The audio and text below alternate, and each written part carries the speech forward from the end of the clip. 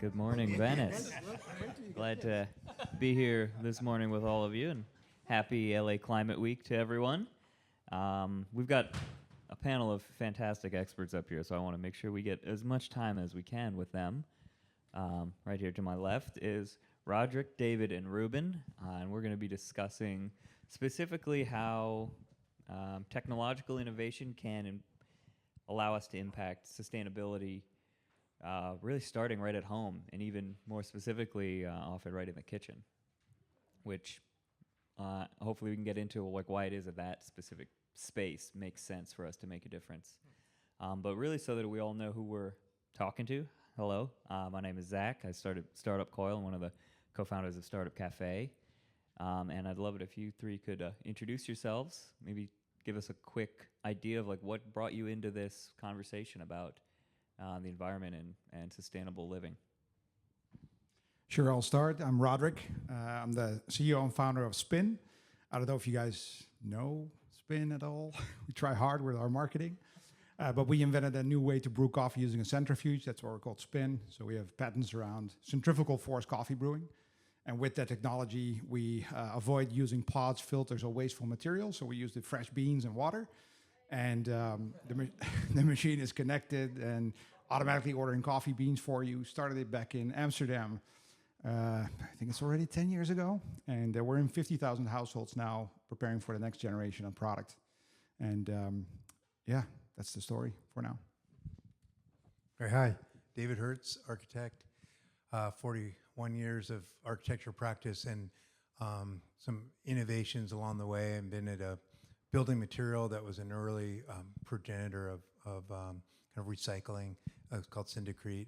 It took materials extracted from society's waste stream in a creative way.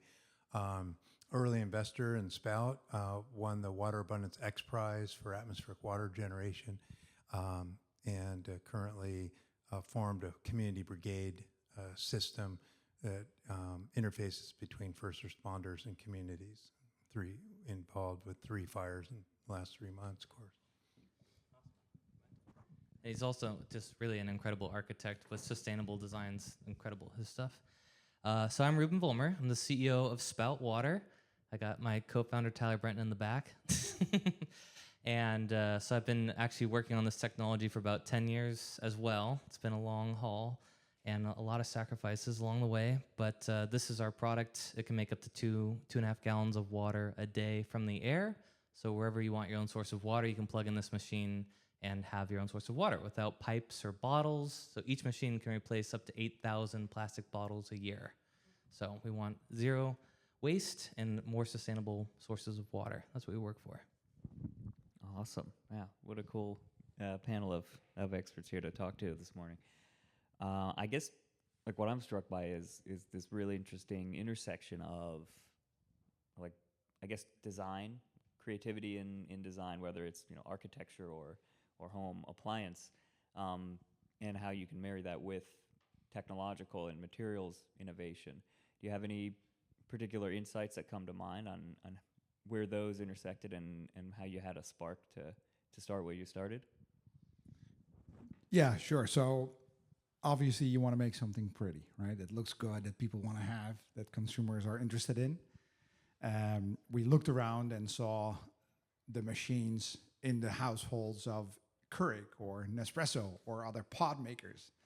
And we were like, okay, this is, you're using this pod every day and you're polluting the world with every cup of coffee that you make. And we kind of looked into, okay, how many of those machines are out there?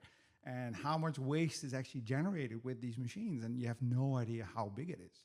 Because for every household has a little pod, whether it's in the US or all over the globe, they're using those plastics and aluminums and foils and whatever stuff that is in that pod. And by the way, what else is in that pod except for coffee, right? Because coffee is an organic product. It's a bean that grows on a tree, and it's grinded and roasted, and it goes in this pod, and it sits on storage for 6 months to a year. Do you like fresh fish, or do you like fish in a can? Do you like fresh pressed orange juice or in a can? That's kind of the thought. And so we ran into an inventor that was 75 years old, worked on one of the biggest European coffee roasting facilities, looking into technology to make coffee, to brew coffee. And this guy had like many patents to his name. And, we talked to this man, he's an older man, 75. And he was like, yeah, I think that there is still something around centrifugal force coffee making that is not out there in the world. And obviously we know the juicers that use centrifuge to juice fruit juice. And I have this technology and drawings and patents on how to do it. And this was like super premature drawings. I don't know if you're familiar with patent drawings, but there's nothing real about it. It's just, an idea and a patent that it gets filed with a patent office, and then that's the patent. So you have to make it from a drawing and an idea into reality. So going back to your question, we wanted to combine something that looks good, that is small, because obviously a lot of those coffee machines are very big. The full automatic coffee makers, they're not so popular in the US, but if you go to, Germany, you have these huge black boxes that make a cup of coffee. So we wanted to make something that looks elegant, like an Apple kind of device, is using the centrifuge from this 75-year-old inventor. And then it also has to make really good tasting coffee, And by the way, we connect it to Wi-Fi because that's the world that we live in. So we have to make it like super modern and cool. So those were some of the ingredients and elements that we started out with. And typical startup thinking, make a pitch deck, 10 slides telling the story, and talk to anybody that would listen. So talking. And some people said, oh, do you need some investment? And the first $25,000 check, and we're like, oh, this is amazing. Well, we didn't have a product yet. And anyway, I'll keep the story short, but eventually we decided, we got into an accelerated program in Silicon Valley. These guys brought us over from the Netherlands to the US, and that's where we learned a lot about how to get a product to market. And what you do want is that your customers, the customer is obviously very important to buy a product. So we did a pre-order campaign. And we didn't do it on a Kickstarter or Indiegogo, but we did it on our own site because we said, we can drive the traffic ourselves, and we'll drive those ads on Facebook. That was completely different, by the way, back then. And that's how we got the first, 10,000 people that signed up for the product. And we didn't have the product yet. So that was a very challenging time, obviously. But, we worked hard for years to actually figure out how this centrifuge actually works and how can you make this coffee and how can you make the connectivity. So big learning and big journey, but eventually make something that people like, test it in the market with a pre-order campaign. And that's a very short synopsis of the story, how to get this coffee machine to the market. But Thanks, Roderick. Do you mind? Yeah. Okay. The first thing that comes to mind is the first 5 years I was trying to market this product. I did the design myself, and I am a kind of a designer. I was technically professionally a designer, but I'm not really a good or great designer, I'd say. Like, I worked with phenomenal people, but so I did the design myself, and basically the machine was just a big white box that had a hose coming out of it, and it was not appetizing to anyone. Or attractive, and nobody wanted to buy it. And so I feel like what I learned is that it doesn't matter how sustainable the product is, if it doesn't look good, people won't buy it. It's got to look good no matter what. If people are going to spend $500 or $1,000 on something, it's got to look good and fit in with the kitchen because people care about aesthetics. So yeah. Sustainability is not on the list, not in the top 5 priorities of why people buy a product. So I came from Europe, where sustainability is kind of seen in a different way. And the accelerated program that I was just referring to, they said, in the US, nobody cares about that. It's like, they don't care about, wasting all this plastic, whatever. You should focus on, making great coffee or whatever, some other narrative. And eventually now, 10 years later, it is definitely a big thing. But I don't know where it is on the priority list of consumers.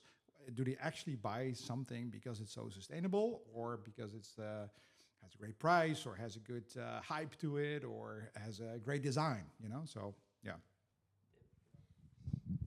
Yeah, ideally, good design incorporates all those things, right? I mean, you have to think about the aesthetic, but you have to think about the entire life cycle and all the embodied energy along all those steps. And so thinking about, what we take, make, and waste, and how you're rethinking something like a pod, it's convenient, but it has real consequences because those are monstrous hybrids, because they're not really recyclable, reusable. Even water filters, things like that then are bioconcentrated and then end up in the landfill and then end up leaching. So I think good design is not just the aesthetic, it's the understanding the entire system of everything that goes into it and what comes out of it. And I do think more and more people are aware of that, but it may not lead necessarily with that.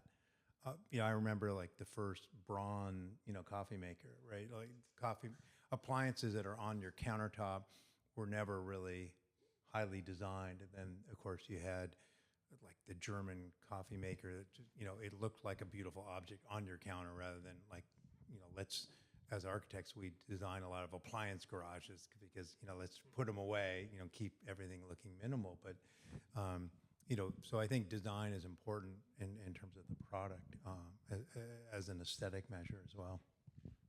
Got it. Thank you.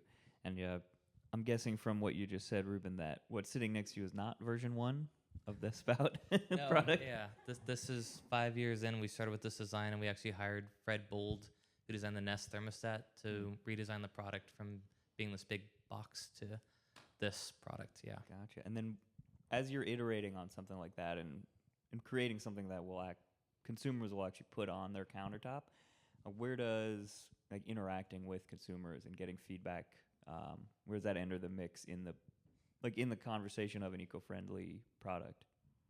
Well, I feel like it's everything. So my background is actually in rapid prototyping. So for years, we'd make machines that were much less attractive and give it to a potential customer, beta tester, and have them fill out a form about everything that they liked about it, what they didn't like about it, and just incorporating as many notes as we could and iterating. I think we've done at least 30 iterations of this product before it ended up looking like this and being shaped like this and all the things. So, I mean, listening to your customers is key. And I think for the first 5 years, I was ignoring. I thought I was very arrogant, much more arrogant, I should say, than I am today, where I was just ignoring what people were complaining about it. And I was like, this machine makes water. Why can't you just like love that it does that? Isn't that cool?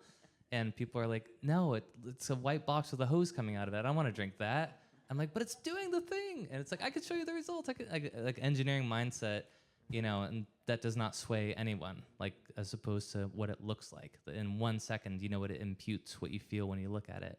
And so luckily, Tyler Brenton, co-founder extraordinaire, that's really what he brought to Spout, and to what makes Spout today is the fact that he looked at that white box and he said, what if Tesla or Apple would remake this product? What would it look like? What would it feel like? And he was the first person to just ask that question in a way that led to where we are today. So I'm forever grateful for that. Very cool. Yeah. And Whenever I that's hear for sure. impute, I assume that Apple marketing philosophy. Whenever I heard the word impute, I remember like that famous Apple marketing philosophy. Yeah. Yeah, and they messed it up for the world basically because they make products that are way too good and good looking. So you kind of have to follow that trend. I was thinking about something after you said it, but next question. I ruined it. I was going to just mention something that's kind of amazing about resources and thinking about water. So just down the alley, my old architecture firm right on Market Street, during the 6-year sustained drought, the county turned off all the water on the boardwalk, and there's a lot of people that don't have access to water, and they were trying to go to even a restaurant to ask for a simple glass of water and being turned down. And I was very interested in the idea of atmospheric water generation, so I used solar energy to make atmospheric water and put a bottle filling station in the alley right here on Horizon, incorporating street art, and then partner with Nike and Hurley to give out bottles. So it was about the democratization of water, not the commodification of it by private corporations that are taking water, which should be a fundamental human right, putting it in plastic, where there's more plastic in the ocean than plankton, and selling it to us at incredible profits. the idea that you could have kind of autonomy over something as democratic as water and make that. So, that's what's really interesting, is that in some ways you're taking ownership of a resource that is much more democratic, and then you're not dependent upon things. And I think ultimately we're moving from sustainability to resilience, and I think resilience is going to be, how do you become somewhat autonomous? If you have water, that's a very, very important component. You're not dependent upon a kind of foreign water source that you don't control. Can we just give a round of applause to David for setting that up?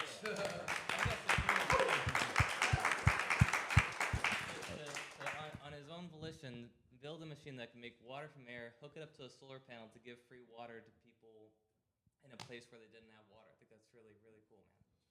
Yeah, and it expanded into a device we call the WeDo, which is a containerized mobile device.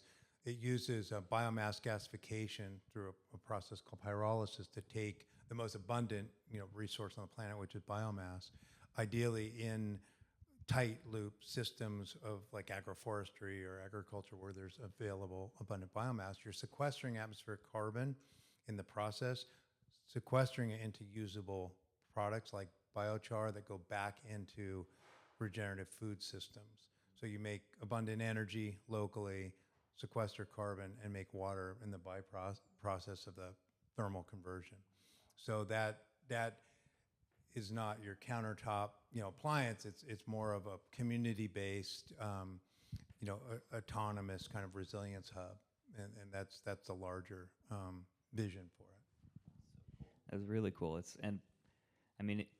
What you're describing is like a really kind of ingenious and inventive way that we can, I don't know what it says that being resilient is like almost a radical idea now, but that's where we are. And I think that's an interesting place to take this conversation, is like looking into the future. What are the quote unquote radical steps, and what is the future going to look like if we do create it in a more resilient, circular, sustainable, low waste way? Do you guys have any fun predictions on the radical solar punk future? Well, we're talking with a lot of entrepreneurs here about their dependence on, say, foreign manufacturing, and unpredictable systems of tariffs and things can really, you lose a lot of autonomy, and so you're inherently vulnerable. So I think maybe some of these things starts to look at how do we close the system. Ideally, how do we rethink the system so that there are less vulnerabilities to external forces? Knowing that there's certainly going to be climatic vulnerabilities, but now we're seeing large economic vulnerabilities. So, to be resilient is to be nimble. To have redundancy. Those are things, to be able to rapidly deploy, and I think that's what I think these guys are certainly learning. Some of you guys are learning about dependencies on larger systems that you have very little control of. Well, in the end, we learned that we're very practical human beings, right? If you want to do something and get something to market, you tend to not overthink the higher level kind of 10-year focus, but you're like, okay, how can I do this now and get it to market now? Because I promise things to my customers. There's customers complaining on Facebook. They would know how to find you if they're unsatisfied, So you're like, okay, we got to focus on the here and now instead of some steampunk future. And obviously there are ideas on how to get there and how to build the future, but you got to keep it real and keep it now as well. The fact that over there everything burned down, how in the hell is that possible when we're living in a reality where that's still, it's still happening? Nobody did something about it, but it sounds easy. Anyway. Yeah, and I like solar punkism. That's a new thing. Just raise a hands. Who's heard of solar punk before? A couple few people. It's a new thing. We're trying to make it a thing. Because there's cyberpunk, which is very dark kind of future, and then solar punk, which is very light and self-sustaining. So, Cyberpunk is not dark. yeah, it's just a little grimy sometimes. I don't know. We'll see what happens in the future. But so the idea is that, yeah, with solar panels, those have been becoming more and more popular the last 20, 30 years, right? And that's a style of self-sufficiency. And then with Spout, you can have your own water. And then hopefully we'll develop more technology to make our own food, ideally. But it feels great to be self-sustainable. To be able to make your own resources that you live off of is a great feeling. And people really have pride in it. When they have a Spout machine, they feel pride that they're able to make their own water, and they get to share that with the people that they love in their lives. So I think that culturally we're going to have a shift, hopefully regardless of the tariffs. In general, I think we're going this way of fewer, better things in our lives, because we don't really want more things. We want to feel better about the things that we have. It's not about the thing, right? It's about what that thing is doing for us. And so I think we're going to have a cultural shift in the next couple of years to really practicing sort of gratitude for the resources that we do have, and just maybe seeing our products, I don't want to say as sacred, but as actually there's a sacrifice with every product that's made, right? We're taking something from the earth, and we should get something more out of it than just using it for a single-use piece of plastic, right? There's a whole spectrum on what the return is when we make something, whether it's just a single-use thing or something that's going to produce, save 8,000 bottles of water a year. So I really hope that culturally we have this shift to how do we have fewer, better things that satisfy our needs, but aren't egregious. Like we really need to kind of retune our lifestyles to be simpler, and I think we'll be happier when we do that. But it's a bit of a dramatic shift for now. God, and yeah, I guess while we're on the everyone's favorite topic of tariffs, do you see anything particularly impactful there in the sustainability and eco-friendly conversation? Yeah, definitely.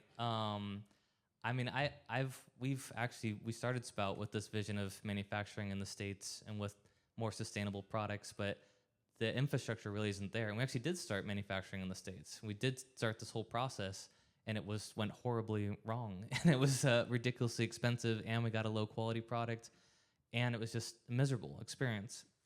And so our dream, I think, is to be able to, how do we make products that we need to live with the resources that are within reach? So there's, like, for instance, a terracotta clay mine right behind Los Angeles in Diamond Bar, I think, City of Industry. So it's like, can we use local resources to build the products that we need for American water security in this case? So I like that it's getting us to think about these things, because we've always wanted to go in that direction, but there's just been no infrastructure in the States, or very little, unless you're like David and you can just make your own infrastructure and make anything that you can dream of. Like David has some really cool companies that he's connected to that are making sustainable plastics out of, I think, algae, right? And add carbon. I mean, it's engineered microbes that take atmospheric carbon, turn it into a meltable, extrudable material that's 100% organic, 100% carbon, and has all the physical properties of polypropylene. And so they currently make, say, forks and spoons and plates and straws that are disposable, but they're made out of carbon. Super cool, right? So, I mean, the idea of, if we lost China as a trading partner, can we sustain ourselves? Like, I kind of, there's something sort of romantic to me about, like, post-World War II, when America was fully self-sufficient and we were able to make anything that we thought of with really good engineering, and engineers were kind of heroes for a short time, and we've really lost that. And working with the Chinese has actually been awesome. They're actually really lovely, wonderful people. People don't say that very much. I don't know why, but they're phenomenal engineers, and they've been great partners for us for our first manufacturing run.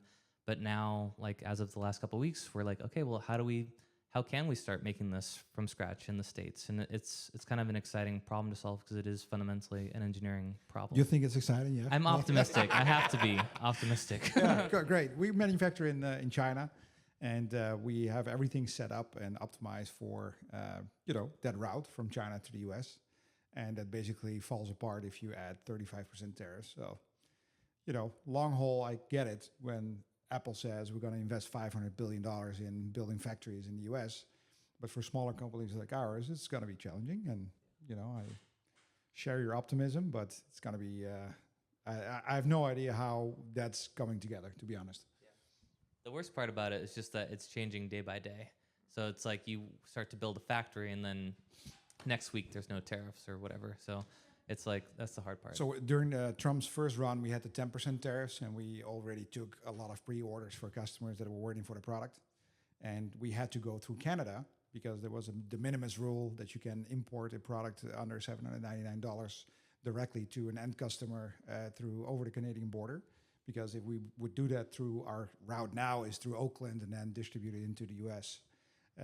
But you have to find these workarounds that are only slowing you down, because if you focus on how to get this product through Canada into the US and your team is small, that means that less money will go into engineering and building some amazing stuff.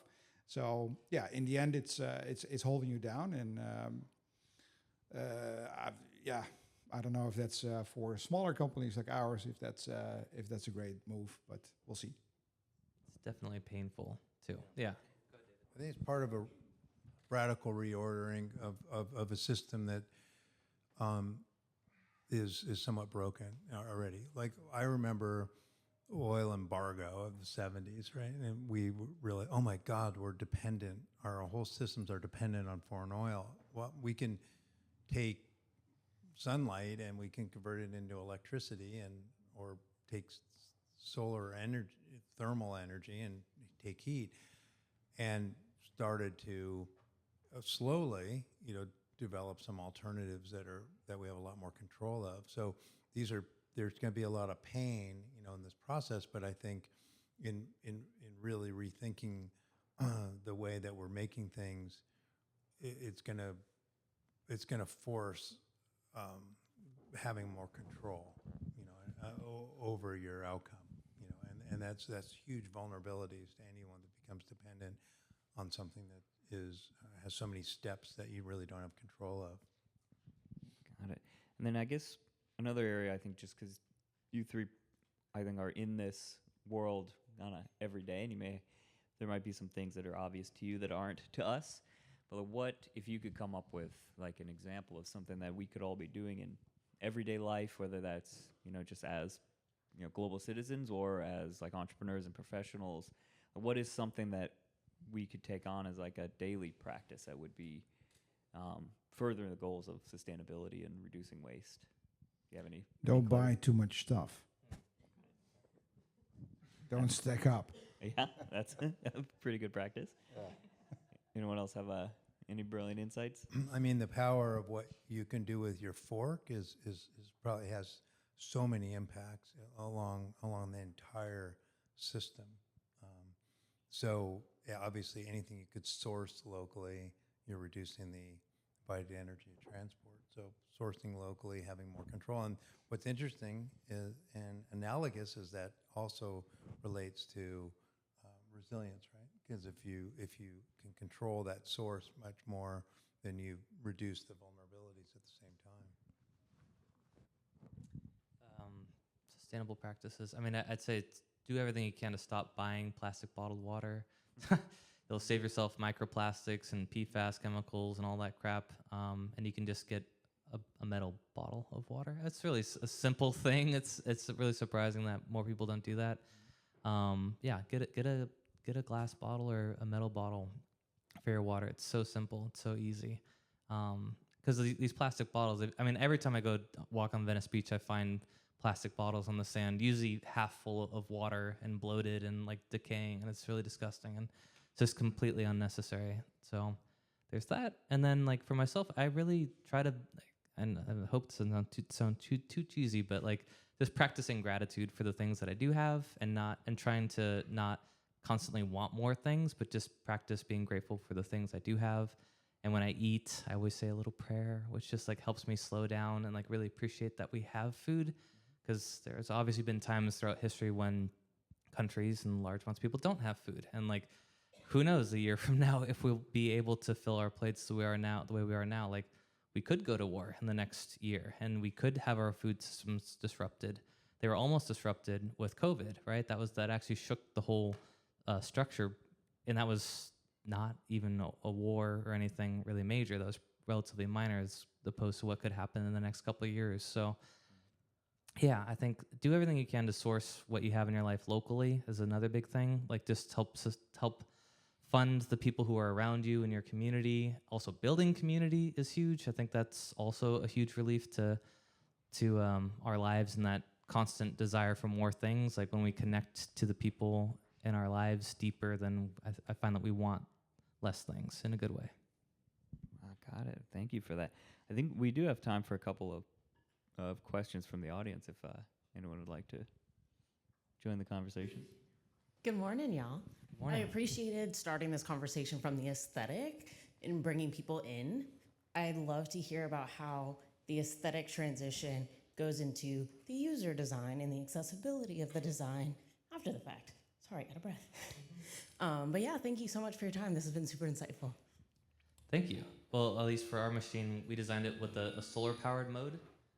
So, like, if you push this button, it uses half the amount of electricity, so you can run it on solar. And we do have a few customers running these machines on solar now, which is super cool. And actually, 26% of our customers live on solar, which is also great. And we just want to like help as many people generate their own water from solar, just like David was doing, because it's super empowering. So yeah, just building in that one feature of half power mode is really helpful for people. Well, I think being really obsessive by building something that you like yourself, that you kind of, reference to an Apple product or something that is really cool, but just building really cool stuff. And that's like, oh, no, this has to be different. And we built a connected device, so we also have an app. We have a marketplace with local roasters. The local roasters are responsible to keep their own inventory and upload their own pictures, for example.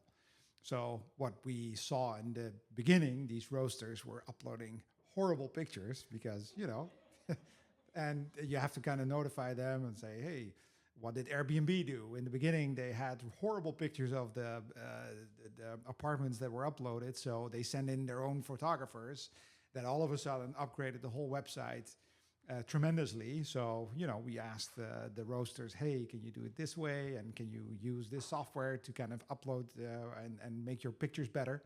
So, aesthetics is obviously in everything, in all the choices that you make around your company, but also around the product. So on a product level, you got to be crazy about the aesthetics. And, it's a beautiful device there, and the logo is on it. And, every little detail counts in that experience for the customer.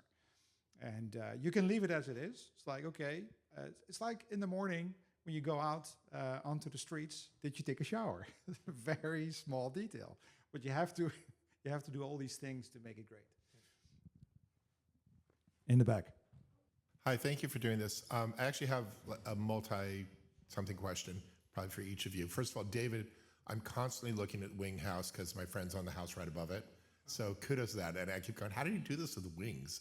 And I understand you had like 86 different permitted things you had to go through, so good for that. I actually own the house right next to the duck pond, which is done by X10. But in the canals, we're doing a reclamation project. I don't know if you've talked to Mark Galanti about it, reclaiming the water and then using it to water the plants along the boardwalk. If you haven't, I'll talk to you about that.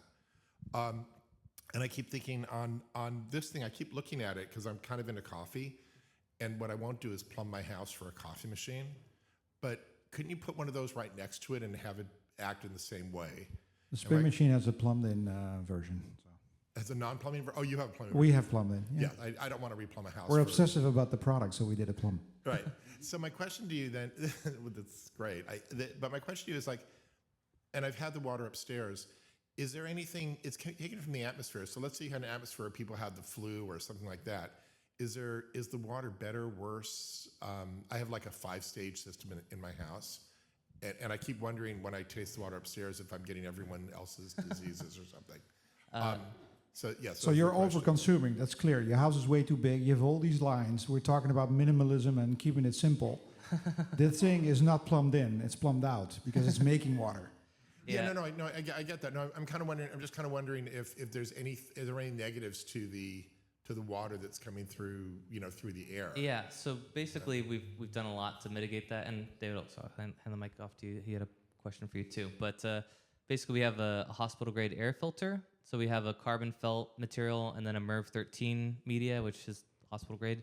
And then also the wheel that collects the water is baked at about 400 degrees Fahrenheit briefly, which also helps sterilize it. And then the water, as it's collected, is sterilized with ultraviolet light for the first time. And then we have an electrostatic membrane that traps viruses and bacteria, cysts, fungus, all that stuff that could potentially have made it through all that, which is almost nothing, basically. And then there's a powder silver impregnated granular activated carbon, which also kills anything that could possibly be in it.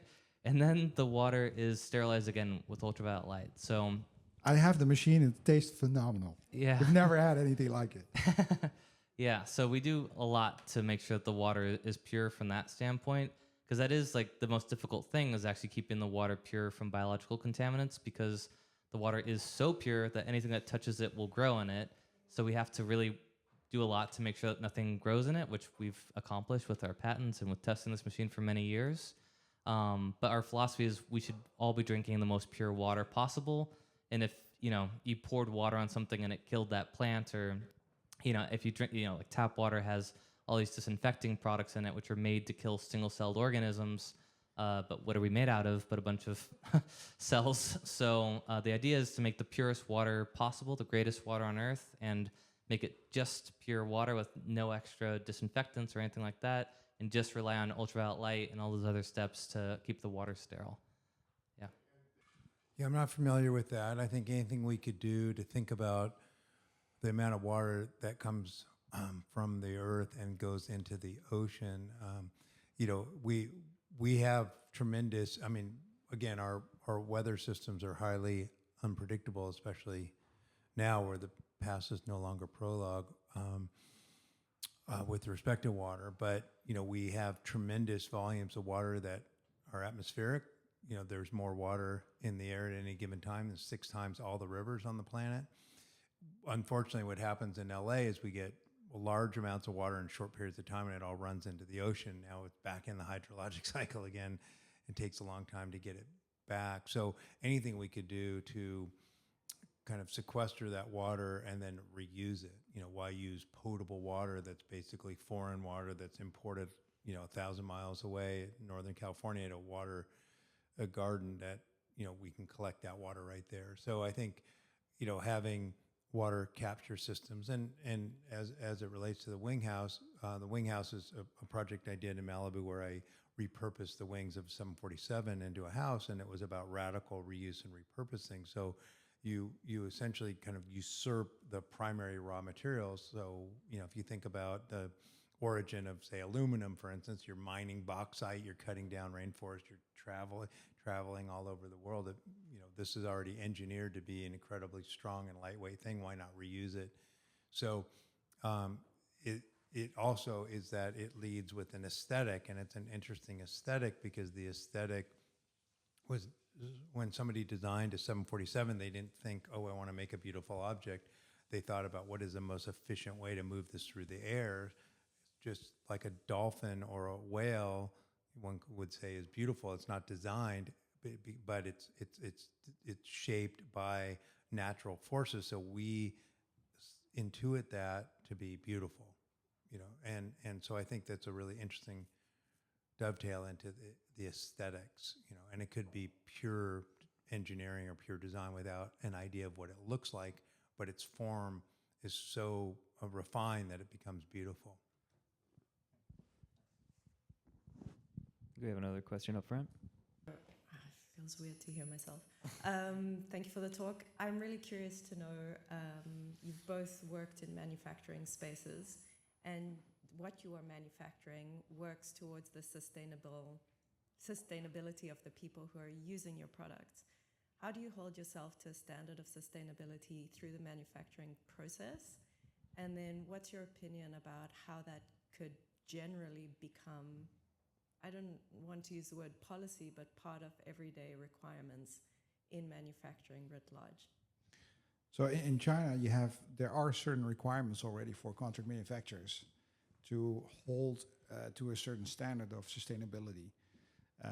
Whether that applies to the same standards that we have, we looked into making a completely sustainable machine out of, we use rubber tubes, for example, where the water goes through. And we had customer asking for, okay, is this all, PCB, what is it again?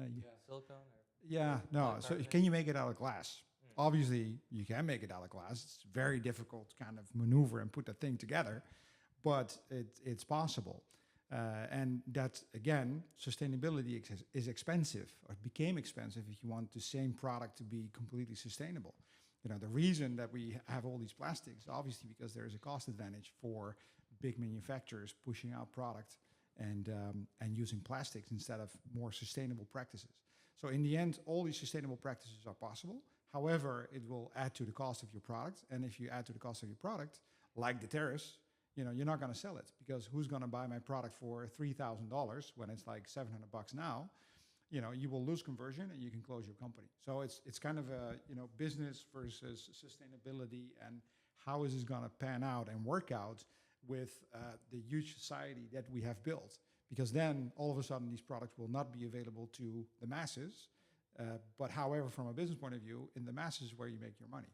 So I really like sustainability and those great practices where you build one device or one solution for a couple of people, but then you cannot do this in scale, and if you want to scale your business, those are impossible things to do. And in contract manufacturing and production, it works the same way. Because if you want to make that amount of consumer electronics, it's going to be very hard to do it in completely sustainable practices. But it's a nice, it's obviously a dream to get there, but very, very difficult. Yeah, and in our experience, it's about just making something that works and that is repeatable and manufacturable, and then over time making it more sustainable with the different materials that we use. Like we want to use this algae, biomass material to make the machines out of, or terracotta, but like just getting the design down and the interaction with people and the whole system built is like kind of difficult, and it's hard to try out new materials along the way when you're just fundamentally designing the machine for mass manufacturing. So I think, again, it's like something where we'll iterate over time and make it more sustainable. Yeah. You were mentioning this terracotta.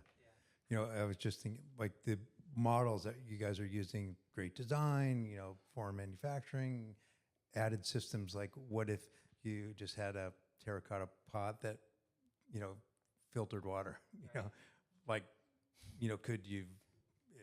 That's the way the Egyptians, filtered dig water, a hole right? and put Like your you take terracotta all pot of in the this well. and you take all the manufacturing out. You do it locally. It's a beautiful little terracotta pot. You put water in, it sweats, and you collect water, right? I mean, in the full lineage of taking out all the redundancy, all the systems, the energy, you could reduce it down to a beautiful object that has very few parts and very few vulnerabilities, because all these things are vulnerabilities in the system. I mean, how do you make coffee if your Wi-Fi goes down?